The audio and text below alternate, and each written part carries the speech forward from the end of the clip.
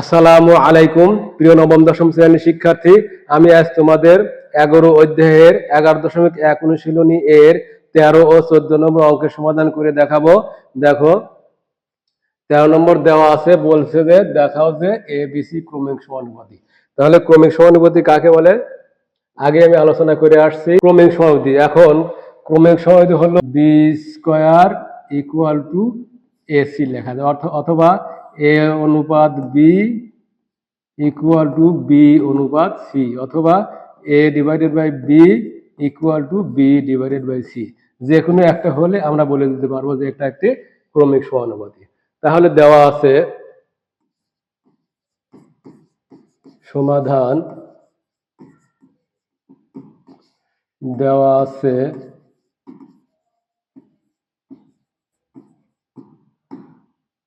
আছে A square plus B square divided by B square plus C square equal to A plus B whole square divided by B plus C whole square.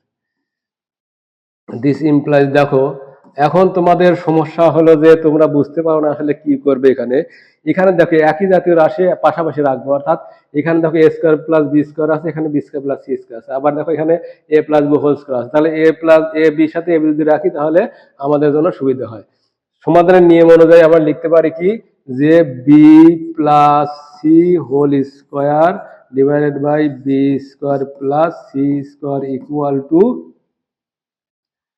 A plus B whole square divided by A square plus B square. অর্থাৎ প্রথম ভগ্নাংশের লব দ্বিতীয় ভগ্নাংশ হরের সাথে স্থান বিনিময় করা যায়, কারণ স্থান বিনিময় করলে প্রথম ভগ্নাংশের লব এবং দ্বিতীয় ভগ্নাংশ হর গুণফল হয়। তাহলে আমরা জানি যে গুণফলের গুণ এবং গুণক যদি পরিবর্তন করা হয় তাহলে মানে কোনো পরিবর্তন হয় না। এই জন্য আমরা প্রথম ভগ্নাংশের লবকে দ্বিতীয় ভগ্নাংশ হরে নিলাম, আর দ্বিতীয় ভগ্নাংশ হরকে প্রথম ভগ্নাংশের লবে নিলাম। দিস ইমপ্লাইজ, এখন সূত্র দেবো B plus C whole square A plus B whole square, সূত্র হলো A square plus two A B, A B মানে এখানে BC, two BC plus C square divided by এখানে B square plus C square equal to, একইভাবে সূত্র দেবো এখানে A square plus two A B plus B square divided by A square plus B square. This implies, এখন দেখো এখানে যদি যোজন বিয়োজন উভয় যদি করি তাহলে কিন্তু আমাদের মান আরো বেড়ে যাবে, কিন্তু আমাদের আনতে হবে কিন্তু B square equal to AC আনতে হবে, তাহলে আমরা বলে দিতে পারবো যে এবিসি ক্রমিক সমানুপাতি। এই জন্য কি করব, শুধু বিয়োজন যদি করি, দেখো এখানে বি স্কোয়ার আছে, বি স্কোয়ার কেটে যাবে, তাহলে আমরা শুধু বিয়োজন করব, অর্থাৎ B square plus two B C plus C square minus B square minus C square, অর্থাৎ বিয়োগ করলে প্লাস মাইনাসে মাইনাস প্লাস মাইনাসে minus divided by B square plus C square equal to, একইভাবে A square plus two A B plus B square minus A square minus B square divided by A square plus B square. বিয়োজন করে, শুধু বিয়োজন করে। এখন দেখো এখানে B square কেটে যাচ্ছে, সি স্কোয়ার কেটে যাচ্ছে, তাহলে থাকছে উপরে two B C divided by B square plus C square equal to, এখানে এ স্কোয়ার কেটে যাচ্ছে, বি স্কোয়ার কেটে যাচ্ছে, তাহলে থাকছে এখানে two A B divided by A square plus B square. এখন যদি সমাধান নিয়ম অনুযায়ী যদি লব উভয় পক্ষে যদি লব সমান থাকে, গুণ আকার থাকে, তাহলে বাদ দিয়ে দেওয়া যায়, অর্থাৎ এই বাম পাশের লবের টু ডান পাশের লবের টু বাদ দিতে পারি, এখানে বি বাদ দিতে পারি। তাহলে দিস ইমপ্লাইজ, এখানে থাকে হলো C divided by B square plus C square equal to, এখানে থাকে A divided by A square plus B square.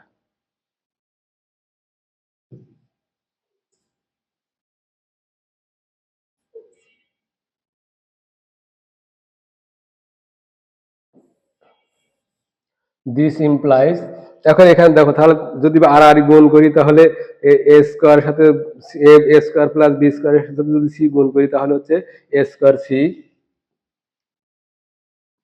A square C plus, দেখো A square C plus B square C B square C equal to, আবার যদি আর আর গুণ করতে এ আর B square গুণ করলে এ B square plus এখানে এ আর সি স্কোয়ার গুণ করলে A C square. This implies, এখন দেখো বি স্কোয়ার আমরা বামে রাখবো আর বাকিগুলো ডাইনে দিয়ে যাবো, যেহেতু B square equal to AC প্রমাণ করতে হবে, তাহলে B square C minus A B square equal to A C square minus A square C. This implies, এখানে যদি বি স্কোয়ার কমন নেই তাহলে সি মাইনাস এ থাকছে ইকুয়াল টু, এখানে যদি এসি কমন নেই তাহলে এখানে সি মাইনাস এ থাকছে। This implies B square equal to A C into C minus A divided by ভাগ হয়ে গেল সি মাইনাস এ, তাহলে সি মাইনাস এ বাদ দিয়ে দেওয়া যায়, সুতরাং B square equal to AC. তাহলে আগেই বলেছি যদি B square equal to AC আনতে পারি তাহলে বলে দিতে পারবো, সুতরাং এ বি সি ক্রমিক সমানুপাতি।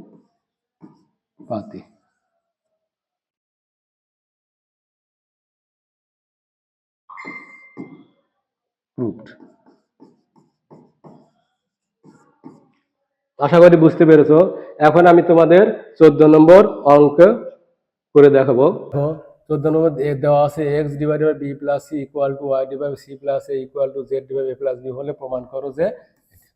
তাহলে এই ধরনের অঙ্ক যদি থাকে তাহলে জেনারেল ম্যাথ বলো আর হায়ার ম্যাথ বলো, সব ম্যাথেই তুমি যদি কে ধরে করি তাহলে অঙ্ক সহজে করা যাবে। তাহলে ধরে নেব যে ধরি X divided by B plus C equal to Y divided by C plus A equal to Z divided by A plus B equal to K. This implies, তাহলে X divided by B plus C equal to K, সুতরাং X equal to K into B plus C. একইভাবে Y divided by C plus A equal to K, সুতরাং Y equal to K into C plus A. আবার এখানে Z divided by A plus B equal to K, সুতরাং Z equal to K into A plus B.